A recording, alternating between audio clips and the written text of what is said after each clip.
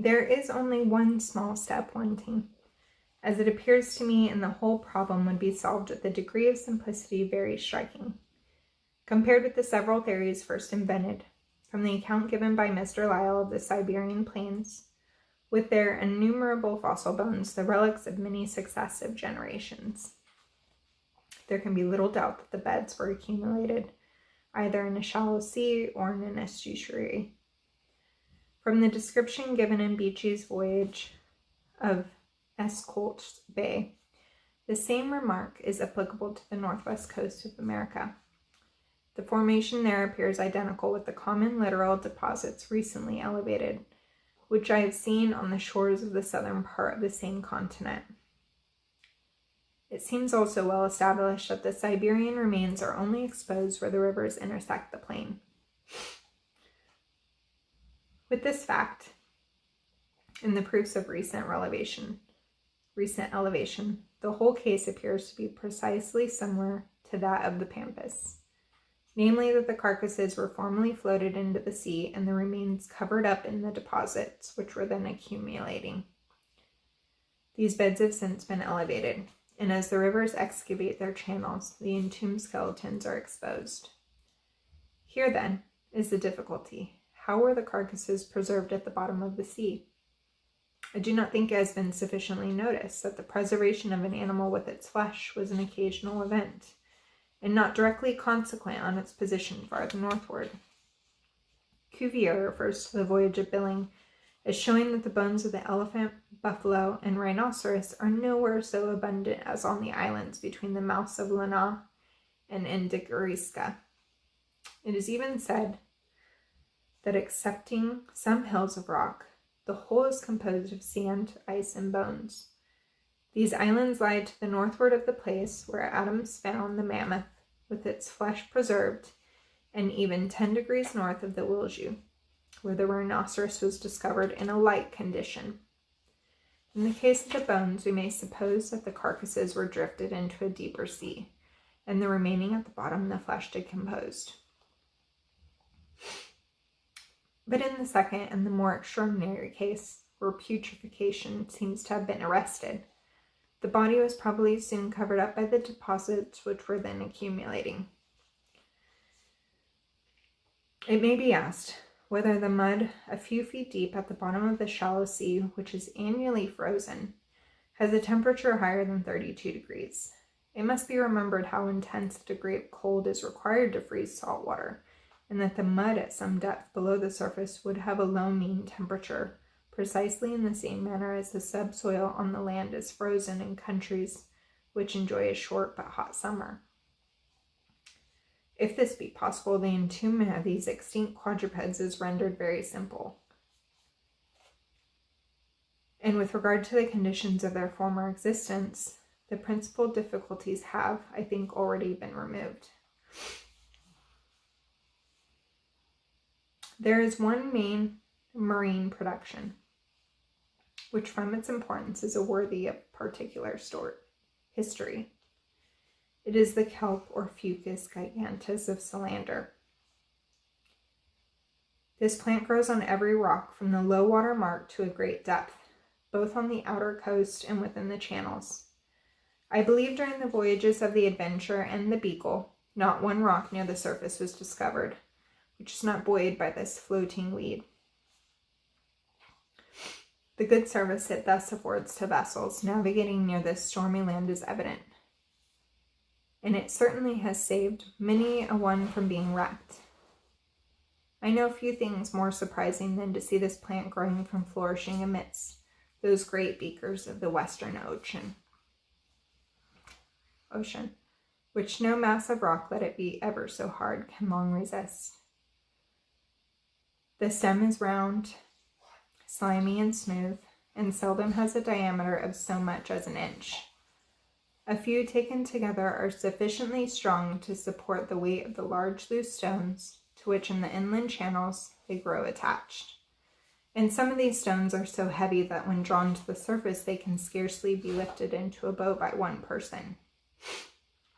Captain Cook in his second voyage says that at Kerguelen land some of this weed is most enormous in length. though the stem is not much thicker than a man's thumb. I have mentioned that on some of the shoals upon which it grows, we did not strike ground with a line of 24 fathoms. The depth of water, therefore, must have been greater. And as this weed does not grow in a perpendicular direction, but makes a very acute angle with the bottom, and much of it afterwards spreads many fathoms on the surface of the sea, I am well warranted to say that some of it grows to the length of 60 fathoms and upwards. Certainly at Falkland Islands and about Tierra del Fuego, extensive beds frequently spring up from 10 and 15 fathom water.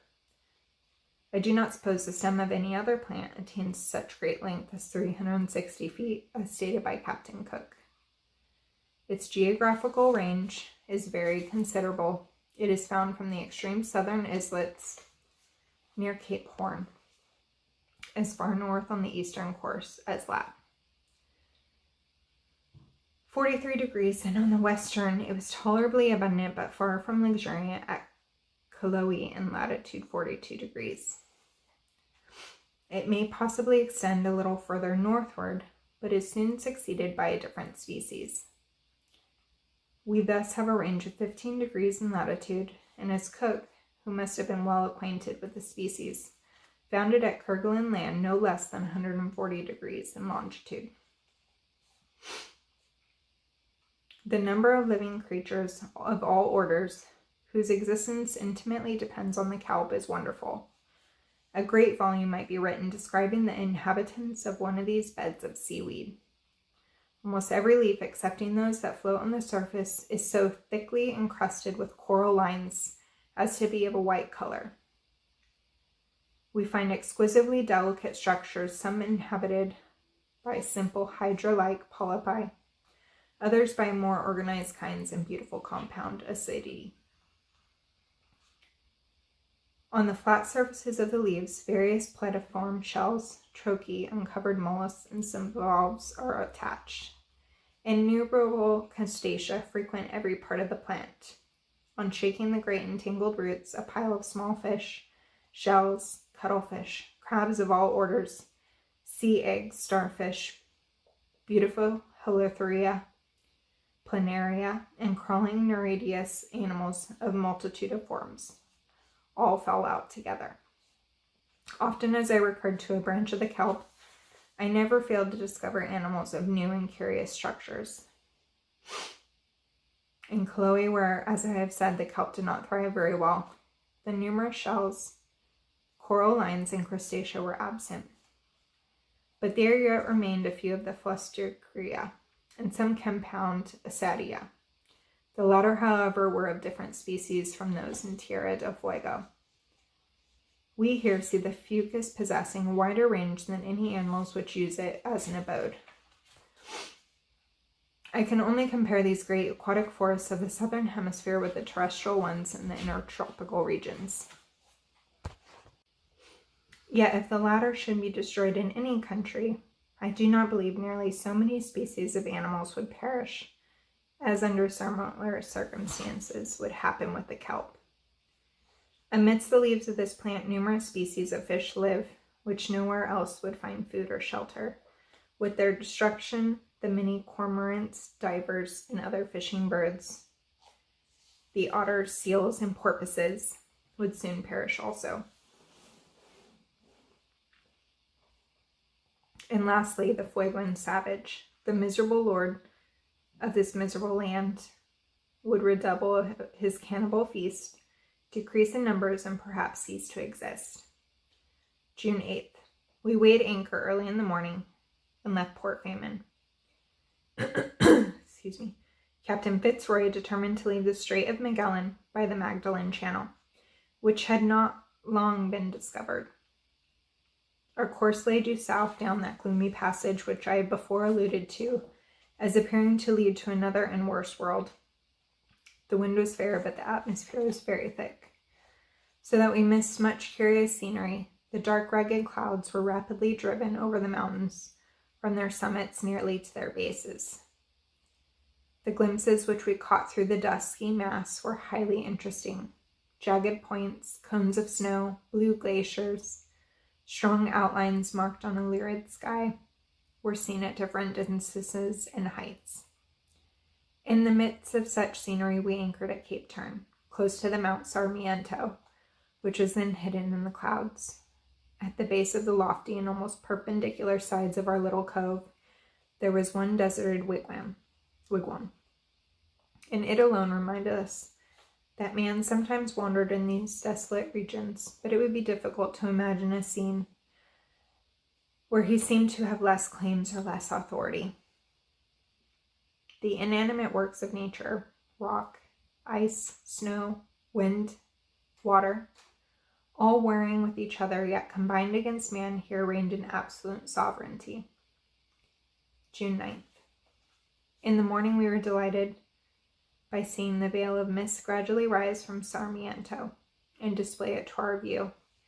This mountain, which is one of the highest in Tierra del Fuego, has an elevation of 6,800 feet. Its base, for about an eighth of its total height, is clothed by dusky woods. And above this is a field of snow extends to the summit. These vast piles of snow, which never melt and seem destined to last as long as the world holds together, present a noble and even sublime spectacle. The outline of the mountain was admirably clear and defined, owing to the abundance of light reflected from the white and glittering surface. No shadows are cast on any part, and those lines which intersect the sky alone to be distinguished, hence the mass stood out in the boldest relief. Several glaciers descending in a winding course from the snow to the sea coast, they may be likened to great frozen Niagaras, and perhaps these cataracts of blue ice are to the full as beautiful as the moving ones of water.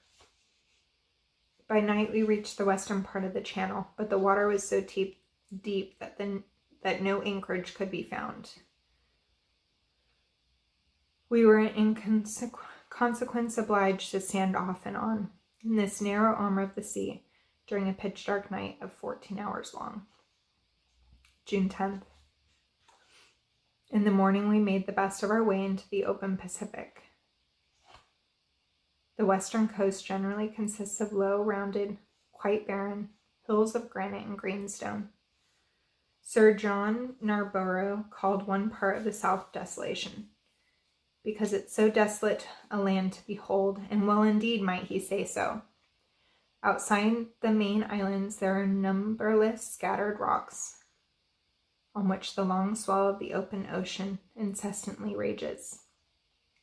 We passed out between the east and the west furies, and a little further northward there are so many breakers that the sea is called the Milky Way. One sight of such a coast is enough to make a landsman dream for a week about a shipwreck, peril, and death. And with this sight, we bade farewell forever to Tierra del Fuego. The end. Thank you for letting me read to you. Hope you have a great day.